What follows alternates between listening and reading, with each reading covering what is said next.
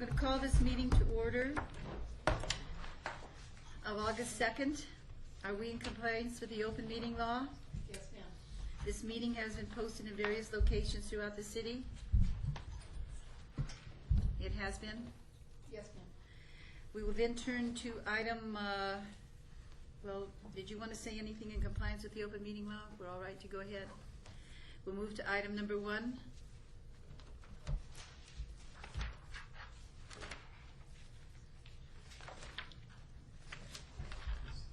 Yeah. It's a different look. What have you guys done to me here? If they've done it to you, they've done it to me too. Oh my goodness gracious. The typing even looks different. Okay.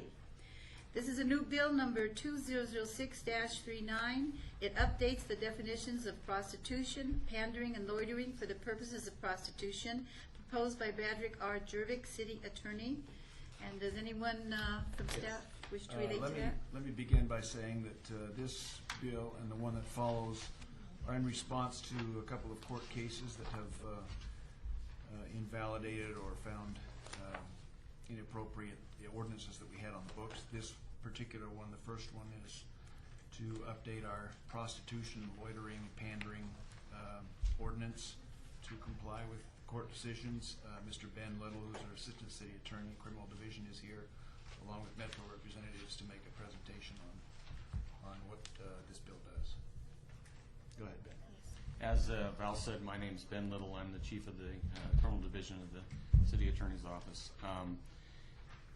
The Nevada Supreme Court came down with a decision called Silver versus District Court, in which it invalidated a county code that prohibited loitering for purposes of prostitution. Found the county code to be unconstitutionally overbroad and vague. That county code read identically to Municipal Code 10.36030. We had the exact same thing. So Metro recognized and our office recognized that we needed to get a replacement as soon as possible. I felt that since we were looking into 10.36 that we might as well fix some problems that we've seen in enforcement in court and problems that the officers have experienced on the street.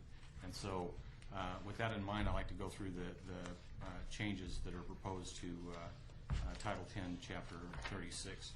First, as I said,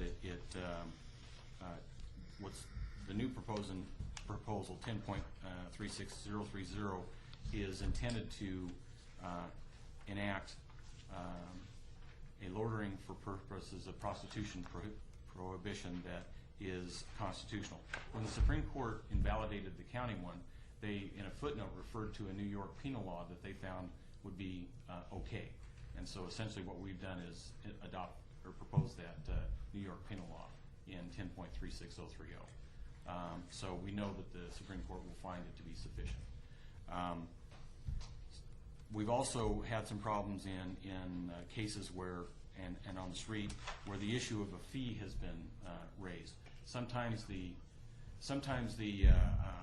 prostitute will refuse to discuss money and want to discuss price later on. So it's not actually, there's not a specific amount agreed to, but it's clear that it's not for free. So what we've done is we've defined fee more broadly to capture any type of compensation, to make it clear that a specific amount need not be discussed, and make it clear that it only has to be discussed. There doesn't have to be an intent to carry through with the actual act of prostitution. We have some situations where trick rolls occur. Trick rolls are instances where the prostitute will get a customer into a room and give them some kind of drug, make them pass out or fall asleep, and then they'll steal from them. And Gil Shannon's here from Metro. He'll talk about that somewhat. And so there's a Nevada Supreme Court case that says, even under the law as written, that there doesn't have to be an intent to carry through with the actual act, as long as it's offered or agreed to. And so we've kind of codified that. So we thought that would be beneficial. We've also defined prostitution more extensively to capture acts of lewdness. Presently, intercourse, oral, genital contact, and touching of intimate body parts are prohibited, but there are certain, there are lewd acts that are negotiated for a fee that should be captured in the prostitution ordinance. We've also proposed that the touching of a body part, whether clothed or unclothed, be included within the definition of prostitution. Candidly, if we've got a Supreme Court considering whether fondling and caressing in strip joints is unconstitutionally vague or overbroad. And we don't expect to lose that based upon the argument that we had in the Supreme Court. They were really charging at the other side more than they were charging at us. But if we do lose it, then it would be beneficial to have this type of provision in the prostitution ordinance so we could go after the activity for prostitution. Because what they do is they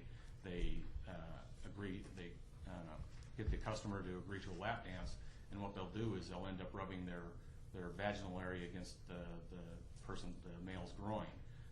We've had people even reach in and grab the girlfriend's breasts during lap dances for the girlfriend, or grab and fondle their breasts clothed with a bra on. And the officer isn't, quite frankly, capable of determining whether the clothing was touched or whether the flesh was touched at times. So sometimes that'll make it a moot point, whether it was closed or not. And we've also expanded prostitution to allow that if the intent is to arouse a third person, like a girlfriend or boyfriend or a spouse, then so if the prostitute and the person paying for the prostitute are engaged in activity for the sexual arousal of a third person, then that's prostitution as well. Presently it says you have to either the prostitute or the person paying for the prostitute has to be aroused by the act agreed to. But there's a certain population of events where a third person is the one intended to be aroused by the activity. We define the term public place, and that's for purposes of the loitering for prostitution provision that is in 10.36030, so that it gives definition to the words used in that statute. We've also proposed to broaden the ways in which one can be held responsible for act related to prostitution. Presently it says offer or agree to an act of prostitution. We propose to spell out a number of ways that a person can aid and abet prostitution-related activity, and then it'd be unlawful prostitution activity.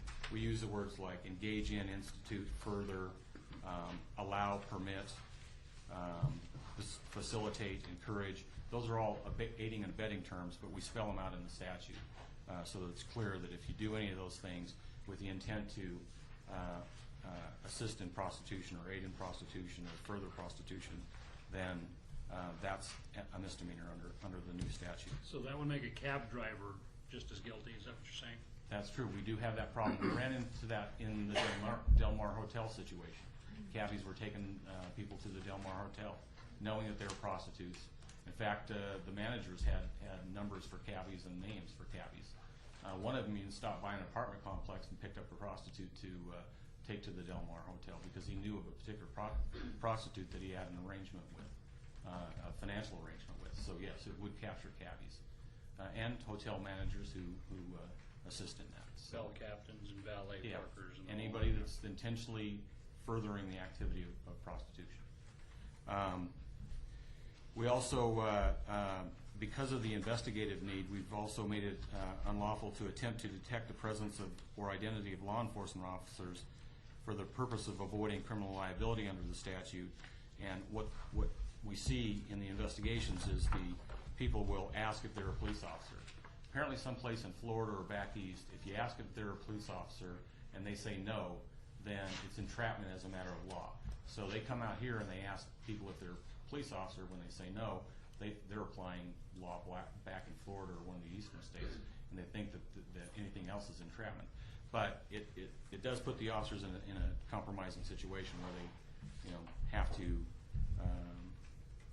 take on a different persona. So and it's our obligation under the statute to prove that inquiring if the person's a police officer was for the purposes of furthering prostitution activity.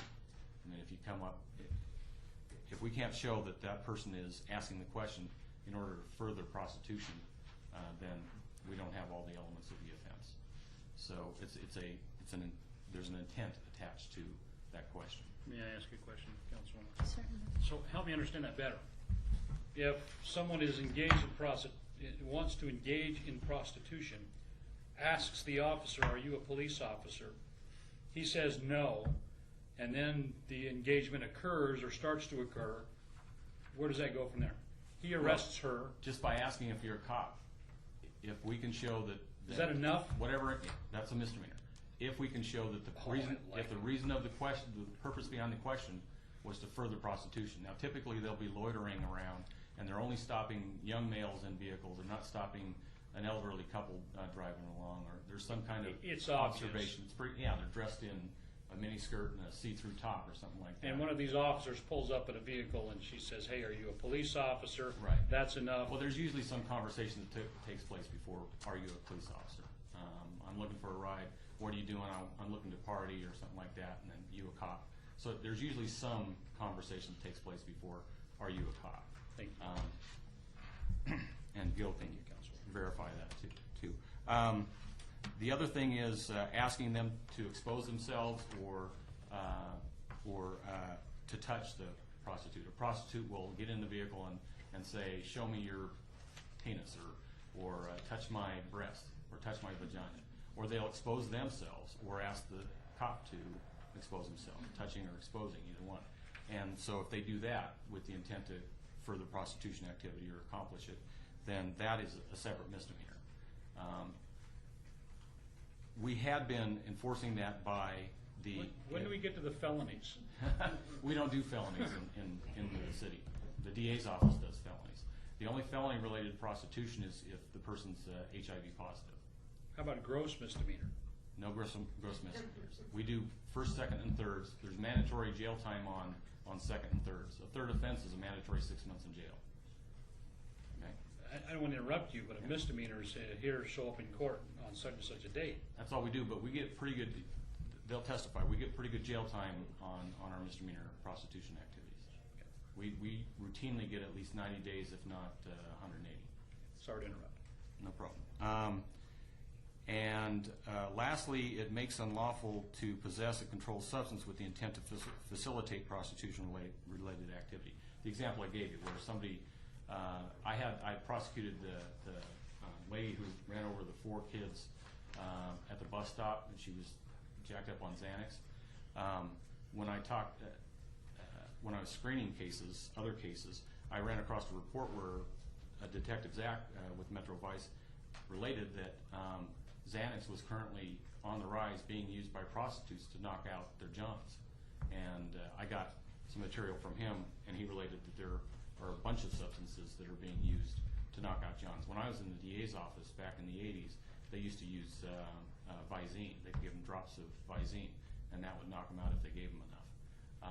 And they would use that to trick roll. Well, now they're on to Xanax and some of these other benzodiazepines and other drugs. They overdose them, essentially. People have died from that. And Gil will tell you how much money presently this year they've got reported lost from trick rolls, or stolen from trick rolls. It's an amazing amount. Also, if the prostitute's trying to use drugs for barter, sex for drugs, if they're possessing it for that purpose, then that's a separate misdemeanor. And if they're using it, another purpose that can be used to further prostitution activity is if it's used to enhance the sexual experience, like Viagra or ecstasy. Then we would be able to show that it's used in connection with furthering prostitution activity. So those are the changes that we propose. They all relate to either investigative needs or prosecutive needs in our experience. If I may, Councilwoman. Yes, you may. Does this refer back to, I know there was a lot of hoopla regarding the existing prostitution laws, where even cheerleaders selling car washes on the corner fit into that category of committing a crime. Am I correct? No, I never heard that. I've never even heard that they were. You guys know what I'm talking about? Yes, sir. Sergeant Shannon with the Las Vegas Metropolitan Police Department Vice Section. In reference to that, that's something that was brought up in a newspaper article about the ordinance being so broad that police officers could see a cheerleader at a 7-Eleven washing cars for a benefit or charity, and that they would be able to arrest them for hailing motor vehicles. That is not the case in this situation. The way that this ordinance is written and presented, it has certain requirements that are necessary for the officer to obtain. That being, are you a police officer? Can you touch me? Expose yourself. Typically, a young lady or male washing vehicles for a benefit or charity, when an officer pulls up, doesn't ask the officer to expose himself or expose themselves or to touch me, or what are you looking for? Do we have a condom? Is it okay in the car? The typical things that we hear when we're working in an undercover capacity, attempting to enforce prostitution-related law. Okay, I thought that this might be correlated with that broad. No, the loitering provision that we have in here relates that they have to have the intent to violate the prohibition against engaging in prostitution activity. So we have to show that their intent in doing whatever activity they were doing, hailing people over, was for the purpose of prostitution. Okay, so Sergeant, also then, if there are several misdemeanors involved with one suspect, 3 misdemeanors, are we looking at jail time? Through my experience, I've been in the vice section since 1995, and in our efforts to enforce prostitution law in the city of Las Vegas, we've been very successful in putting people in jail with the help of the city attorney's office. Typically, we're probably getting 90% more lockup time enforcing the laws in the city than we do in the county, and that includes felonies. Awesome. And this change to this ordinance just strengthens our position in regards to this issue. Absolutely. Both in the investigation and in the prosecution area. Great, thank you. Is there anybody else who wishes to add to this? Anybody from the audience who wishes to make a comment? One thing that I'd like to add in reference to this ordinance and the way that it's presented in the reduction of trick rolls, the vice section is currently presented with 2 major problems right now. One, that being theft by prostitutes. In the first 6 months of this year, we've had almost $1 million in reported theft. Approximately 10% of prostitution-related theft is reported. So we're looking at an actual number somewhere in the area of $10 million in theft in 6 months. So the reason that it's not reported typically is because the majority of individuals are married. And they don't want to get involved in that type of situation. The other way that this ordinance will benefit us is that I am in charge of a vice squad that specializes in juvenile prostitution. Within the last couple of years, we have arrested almost 200 juveniles each and every year for prostitution-related offenses, both in the city and in the county. When this ordinance was revoked, or we put it to the side to be amended, it reduced our ability to enforce the juvenile prostitution program that we currently have in place, known as Operation Stop. Once this ordinance, if in fact that it is put back in effect, it will assist us in arresting these individuals, specifically, primarily juveniles from the ages of 11 to 18 that we typically deal with. Without that loitering ordinance, a 12-year-old walks up to a police officer's vehicle and says, "Are you a cop? Touch me, look at my vagina, let me touch you." We don't have a law that we can arrest this individual on other than a status offense like curfew or runaway. But with this, it is not being in effect, it's reduced our overall arrests. Let me add one final thing. We adopted a Johns program where we, first offenders in municipal court have the opportunity to go to a Johns program and get 1 8-hour session of class and get a reduction or a disposition that's favorable. It's fairly intensive. The health district puts on a session. They deal with the diseases associated.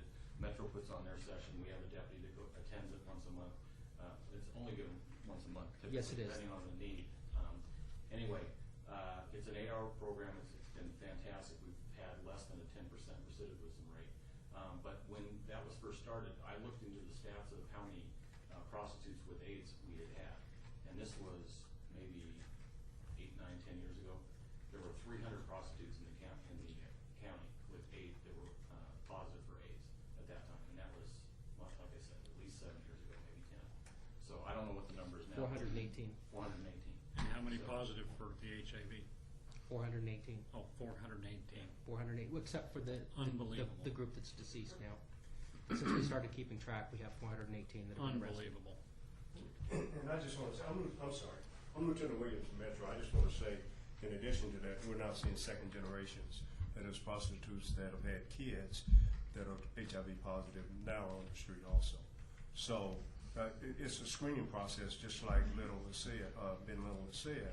It's a screening process that the prostitutes use because they know that we can't go beyond that line, and it prevents us from arresting them, and they're able to get away. And just to piggyback a little bit on what Gil said, in the cases of the juveniles, they're not criminals. We look at them as the victims. And so in order for us to get them and capture them, this ordinance enhances our ability to pull them off the street as victims and to help them. So, I mean, for us, we work with Ben, and it really does give some teeth to the ordinance itself. We believe that will help us, because we're not going to just go to the girl washing the cars, because that's the first thing. They don't have a screening process that they use. Prostitutes automatically are into that mode because their purpose is to prostitute, and so they know exactly what they're doing. Well, I can only speak on behalf of myself as a council member of this city, but I am at your service in whatever I can do to change and make great effect to this epidemic that I see throughout this valley, especially in the city of Las Vegas. So, good job. Good job, and very good job in catching up those holes where you weren't able to take care of the punishment the way it was needed, because that's what I've been told, not only in this area, but in other aspects of the city, that we have rules and regulations, and there are always ways somebody could get around them, and you are putting the force into it so that we can close up some of those. We'd like to take the credit for it, but I have to bow to the city attorney's office, because they were really reasonable in listening and adding those things that we needed to make it enforceable. Well, I guess we have to thank the city attorney's office then. Thank you. Is there anybody else who has any comment to make? In that case, Councilman, do you have a motion? I do, Councilwoman. Move to refer to council with a due pass. Second, all in favor? Aye. The motion carries. We'll move to the next item, which is a new bill, 200640. It prohibits vomiting. Thank you, gentlemen. Thank you very much. Urinating or defecating in certain places, as well as related activities. Proposed by Bradrick R. Jervik, City Attorney. Okay, turn the time back over to Ben for this bill. Yes. In municipal court, we had a ordinance that prohibited indecent, immodest, or improper behavior. That's basically what it prohibited. We were applying that statute to a great many things when we didn't have under the prostitution ordinance, the exposing the breast and that for purposes of determining whether somebody's vice or not. We used that ordinance when people were caught engaging in oral sex in public. We used that when people were defecating and urinating in public. We used that, and several other equally egregious things. Well, we lost the statute. It was found to be unconstitutionally vague and overbroad by the municipal court. That was affirmed in district court. We felt we could come to the council and get a replacement statute rather than taking more time with the Supreme Court. So we looked at the utility of going to the Supreme Court versus just coming to the council and getting an ordinance that we needed. So we drafted this as a replacement, and it essentially replaces the immodest, indecent, improper behavior statute. It prohibits urinating, defecating, or vomiting in public on private property or on private property to which the public is allowed, and on private property on which one is trespassing. And so that you know, it allows for a defense of verified medical necessity. So if it was necessary for the person to do that, then there's a defense. It makes it a misdemeanor, however, to fail to clean up and dispose of any of these materials, vomit, urine, or feces deposited, or fail to properly dispose any cleanup material. And it also makes it a misdemeanor to establish, maintain, or fail to relocate a temporary, portable, or open sleeping quarters if it's within 500 feet of a deposit of vomit, urine, feces in a public place or on private property on which the public is admitted. We've moved some homeless camps camps of indigent. And we've seen alcoves where the urine you could smell it from 100 feet away. You could see defecation 6 inches, 8 inches high. This would obviously prohibit the urination and defecation in public. The vomit is, I think, equally offensive to the public. It requires people not to sleep within a reasonable distance of it, or if they want to establish such a place for sleeping, they can clean it up and then sleep in the area that they intended. And if they do vomit or urinate or defecate, then they're responsible for cleaning it up and throwing away the material in a disposal unit that's required by Title IX of our ordinances. So that's what we thought was a reasonable replacement for that type of hole in the system after the statute was declared to be, or the ordinance was declared to be unconstitutional. And if I might ask, because there might be some people who might be concerned, if you're elderly and you should have some difficulty with bodily fluids, what about a young child with dirty diapers and stuff like that? I'm just asking questions that people might ask. With anything, we expect law enforcement to be reasonable in their enforcement. We've not found them to lack common sense, and they've done pretty well. Medical necessity, I think. I would think medical condition would take care of the elderly. Yes. If you want something, if you have a proposal for me to cover something that you're concerned about, I'd be happy to write up. I don't have the wording right now, but Uh-huh. if you might just think before if it does go to the city council, it's just that sometimes with all this that's happening and what people read or see in the media, they get fears. And I would just so advise- that we come out correctly on how we're doing this rather than a reactive telling it, so people will not be overly worried about Under that. the law, you have to be 14 or more to be held criminally responsible. So any child defecating would. So the parent then wouldn't be responsible for the child. No, and And Councilman, if I may. This is the Yes. personal fault. Interject here. I actually had some folks ask me about this ordinance since they'd seen it coming to us here at the recommending committee, and they had the same concerns. What about my 3-year-old son when he's got to go potty so bad? Where do I take him? There is something called officer discretion that all officers are trained to understand in regards to this. When I directed my questions to the city attorney, this is directed at those who are alcoholics, those who are abusing drugs, those who are living on the streets, those who are homeless. Right. And it's quite obvious to any of our marshals that, that new mom with that 3-year-old child who's got to go potty and a baby on her back and he's got to go, isn't committing a crime. It's an act of necessity.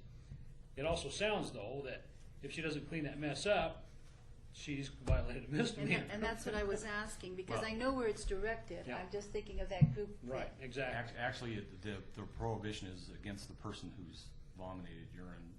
So the or 3-year-old would get the They're not- misdemeanor citation. Well, they're not responsible. You have to have intent to violate the law, or you have to be Read it. criminally negligent in order to be held criminally liable. Right. Only those people who intentionally violate the law or violate it with reckless disregard are responsible. Simple negligence is not a theory of criminal liability. Yeah, The only simple negligence you can have for a misdemeanor was created by statute recently, and that is a voluntary vehicular manslaughter statute. Well, since it came to both him and to me, and on a similar level, it's just that I just feel that if we lead with that so that people understand that before they get all worried and then they think it's just an answer of trying to cover. Well, the response would be they have to intend to violate do the act, and they have to, or be criminally negligent, and they have to be a certain age. And as far as failing to clean it up, it's got to be the person that engaged in the defecation or urination. And I think just to back up a little bit more, the original ordinance was found to be unconstitutional, and rather than fight that and spend the money, Right. at the And court waste level, the Supreme Court's time. No, at the and I Supreme Court's understand. level, Yes. it's much less expensive to just toss that. Let's redo that to make it fit better. Absolutely. So it is constitutional. So we keep our streets clean, we keep folks paying attention to what's going on, and we don't violate their constitutional rights. Sure. So, All right, is there anybody else who wishes to speak to this item? If not, then Councilman, do you have a motion? I do, Councilwoman, thank you very much. On agenda item 4, I would move to refer to council with a due pass. Second the motion, all in favor? Aye. Opposed? The motion carries. We'll move to the next item. That's all I have. Thank you. Thank you very much. Thank you very much.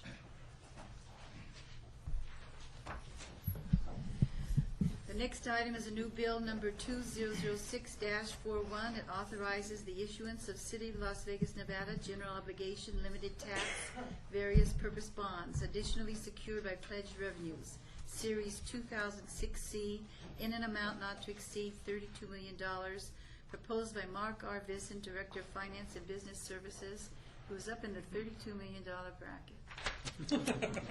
Okay, Mark. Thank you, Madam Chairman. Mark Vincent, Finance and Business Services, and as Monty Python would say, now for something completely different. Yes. Thank goodness. What we have today is... Only I could get away with it. Never mind. Strike that from the record, please. She's already typed it, done. It's too late. It's recorded. What we have today is a bond ordinance, but it's a little bit unusual. It's actually our first ever variable rate bond ordinance, so I thought I would take a little bit of time to explain a little bit about it, and also to give you notice that tomorrow Val will be helping me introduce the First Amendment to this ordinance, and I'll talk about that in a little bit. But let me just give a little background on this. Several months ago, Council authorized us to issue $79 million worth of debt. A good chunk of that, I think it was $18 million and $29 million were going to specific parks projects. And $32 million, which is this issue, was going to the infrastructure on 61 acres in Union Park. When we were looking at that, one of the things that we were concerned about was that our intention, even though these are general obligation bonds guaranteed by the full faith and credit of the city, we really anticipated that the bonds were going to be paid back from either land sales from the 61 acres as that's developed, as well as tax increment that will be generated from the new development. And we wanted to have the ability to pay these bonds off early if the development project was successful, which is something you can't typically do with normal bonds. Typically bonds have usually a 10-year call period that you cannot call them early for 10 years, and so you're locked in. We also thought that it would be good for us to begin to sort of diversify a little bit of our debt portfolio, and one of the things we're trying to accomplish here is maybe a better management of our asset liabilities. In this case, we have an asset, which is land, that will likely appreciate over time, and we have debt that will have a variable rate that hopefully will manage the value of the assets. In other words, if we go into a recessionary period where the land value may be suppressed, we would anticipate that the variable rate will drop as well, so that they kind of stay in sync with each other. We also, given the current market conditions, we do expect to see a little bit of savings over time on the variable rate, but that's always the risk. These bonds also give us the flexibility at any point in time we can convert these into regular fixed term bonds as well, so we have that flexibility as well. So that's why we're going into this area of variable rate bonds. We think it matches very well with the project we're doing, and so we're pretty excited about it. One of the things it does require us to do is we had to, normally when we do bonds, we do them competitively. At this point in time, we wouldn't even know who the underwriter was. We sell the bonds competitively. In this case, because it's such a unique situation, we already have competitively selected an underwriter already, but we also have a letter of credit provider who is providing that liquidity that we need in order to back up the remarketing of the rates as they will have to be done over time. So we have an underwriter, and we have a letter of credit bank, we have our rating agencies, and they've all conspired to come up with a whole bunch of nitpicky changes to the document. And I will say nitpicky only that there aren't any substantial changes, but there are numerous that we will introduce in the First Amendment, and there are too many for me to read them all into the record. It'll probably take a good 15 minutes, but I can give you a couple examples, if you will. In many cases, we identified NRS Section 286, 676. Well, we've inserted the word section in between NRS and 686. We've changed references to, and that happens on numerous pages. We've done things, for example, to add clarity and definition. On page 5, we were talking about the BMX Municipal Swap Index. And we added a parenthetical phrase after that, which says, which is reset weekly, published immediately prior to. It's just a clarifying statement. It doesn't change any substance of the bill. There are other cases where we've added some new definitions to add, again, more clarity. A definition for the city drawing account, definition for authorized denominations of the bonds refers us back to another section in this ordinance. So there's a lot of reference information back and forth to add clarity. Again, I've talked with our bond counsel, I've talked with our financial advisor, I've reviewed the changes. None of the changes, again, are substantive in any nature. They're more editorial and clarifying at the request of both our underwriter and our rating agencies and our letter credit provider. So with that, my recommendation is that you approve the bill, and again, we will have a first amendment with all these changes tomorrow at the council meeting. Thank you very much. Is there anybody else who wants to add information? Any more input from the public? If not, Councilman, would you make your motion? I would. I think, Councilman, if I may, Mr. Vincent, the mechanics is still there in place. Exactly. We're just fixing some words in here that everybody's not pleased with. Is that correct? Just makes people a little more comfortable because that will add more clarity. There's no dispute over what the intent is. It's just But to add nothing clarity. else has changed other than that. This is merely a formality that we need to go through. That's correct. Councilman, on agenda item 5, I would follow staff recommendations and move to council with a due pass. That would be as a First Amendment with. As a First Amendment. Thank you, Ben. I second the motion. All in favor? Aye. The motion passes. Thank you very much. And if we have anybody who wishes to speak from the public, now is the time to come forward, state your name and address, and make your comments. And we don't have anybody here to do that, so I now say the meeting is